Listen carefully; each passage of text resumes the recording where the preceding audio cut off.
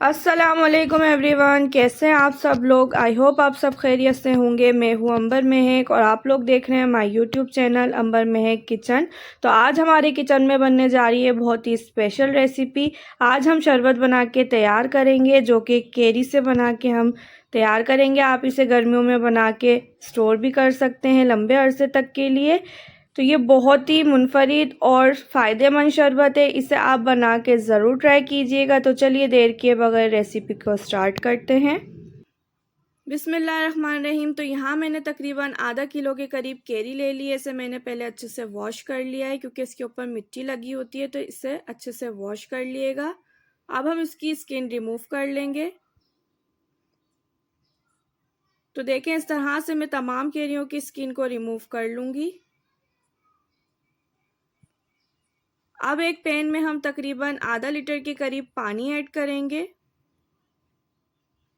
और इसमें तमाम केरियों को ऐड कर देंगे और इसे अच्छे से बॉईल करेंगे। और फिर हम मीडियम फ्लेम पे इसे कुक कर लेंगे तकरीबन 20 से 25 मिनट तक के लिए, ताकि ये अच्छे से नरम हो जाए। तो देखिए, यहाँ पर ये अच्छे से बॉईल आ चुका है और यहाँ पर तकरीबन मैंने इसे 25 से 20 मिनट के लिए लो फ्लेम पे रख दिया था। अब हम इसे चेक कर लेते हैं। तो देखिए, ये बिल्कुल नरम हो चुकी है। बस हम इसे इतना ही कुक करेंगे कि ये नरम हो जाए। अब हम इसे एक प्लेट में निकाल लेंगे और इसे अच्छे से ठंडा करने के लिए रख देंगे। जब ये अच्छे से ठंडी हो जाएगी तो हम इसका ऊपर से जो गूदा है वो निकाल लेंगे। तो यहाँ पर ये अच्छे से ठंडी हो चुकी है। तो इस तरह से मैं इसे कट कर लूँगी और तमाम इसका जो गूदा है वो इसमें से निकाल लूँगी। ये देखें कितनी सॉफ्ट हो चुकी है ये। तो इसे हम रख देंगे साइड पे और इसी तरीके से हम तमाम केरियों का गूदा निकाल लेंगे। तो ये देखिए, यहाँ पर तमाम केरियों का जो गूदा है वो निकल चुका है। इस तरह से हम इसे निकाल लेंगे। अब एक ग्राइंडर जार लेंगे और इसमें तमाम केरी हम ऐड कर देंगे।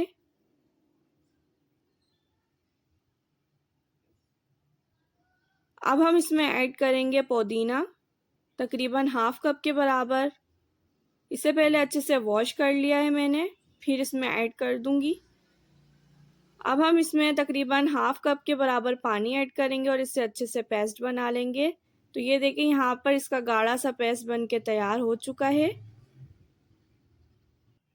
अब दोबारा से हम एक पैन लेंगे और इसमें तकरीबन हाफ लीटर के करीब पानी ऐड करेंगे और तकरीबन इसमें आधा किलो के करीब चीनी ऐड करेंगे और इसे अच्छे से पका लेंगे। इतना पकाएंगे कि चीनी अच्छे से इसमें मेल्ट हो जाए। इसे अच्छे से मिक्स करेंगे और इसे हाई फ्लेम पे कुक होने देंगे। तो देखें, यहाँ पर चीनी मेल्ट होना शुरू हो चुकी है। जब ये बिल्कुल मेल्ट हो जाएगी, जब हम इसमें केरी का गूदा डाल देंगे। तो देखें, यहाँ पर चीनी अच्छे से मेल्ट हो चुकी है और जो हमने केरी और पुदीने का पेस्ट बना के रखा था वो हम इसमें पूरा ऐड कर देंगे और इसे अच्छे से मिक्स करेंगे ताकि ये इसमें बिल्कुल डिज़ोल्व हो जाए, इसके कोई लम्स ना रहें। तो यहाँ पर मैंने हैंड विक्स की मदद से इसे अच्छे से मेल्ट कर लिया है। बिल्कुल ये यकजान हो गया, इसमें कोई भी लम्स नहीं है। तो इसी तरह से आप इसे अच्छे से मिक्स कर लेंगे। अब हम इसे हाई फ्लेम पे कुक करेंगे जब तक कि गाढ़ा ना हो जाए। तो देखिए, यहाँ पर ये थिक होना शुरू हो चुका है। अब हम इसमें ऐड करेंगे 1 टेबल स्पून के बराबर ज़ीरा, जो मैंने भून के अच्छे से कूट लिया है। काली मिर्च हम इसमें ऐड करेंगे 1 टीस्पून के बराबर। काला नमक हम इसमें ऐड करेंगे 1 टेबल स्पून के बराबर। अब हम इसे अच्छे से मिक्स कर लेंगे। इन तीनों चीज़ें से बहुत ज़बरदस्त इसका फ्लेवर हो जाता है, तो आप इसे बिल्कुल भी स्किप मत कीजिएगा। ये लाजमी हम इसमें ऐड करेंगे और इसे अच्छे से मिक्स कर लेंगे। तो देखें, यहाँ पर ये थिक होना शुरू हो चुका है। बस हम इसे मज़ीद 3 से 4 मिनट तक अच्छे से और कुक करेंगे।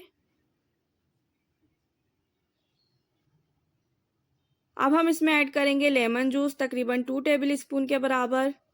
यहाँ पर हम लेमन जूस इसलिए ऐड करेंगे क्योंकि जब ये ठंडा होगा तो ये बिल्कुल जम जाएगा। हमें इसे जमाना नहीं है, हमें इसे नॉर्मली थिक रखना है, एकदम लिक्विडी फॉर्म में।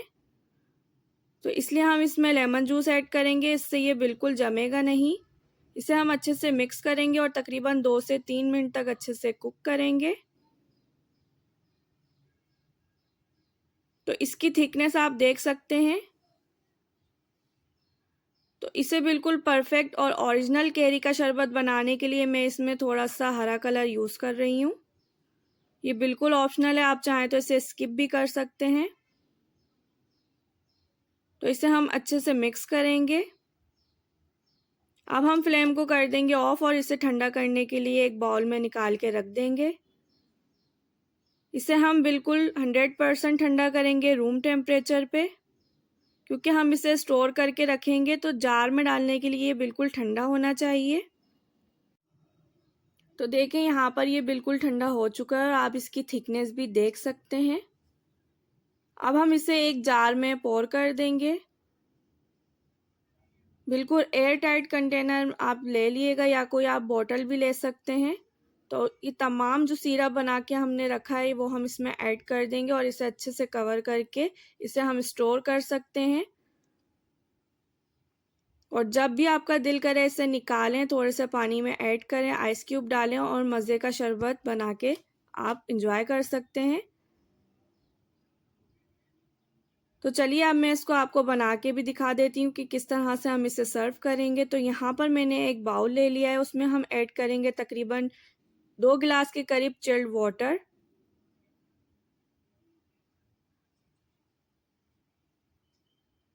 अब हम इसमें ऐड करेंगे जो हमने ये केरी का पल्म बना के रखा हुआ है वो हम इसमें ऐड कर देंगे।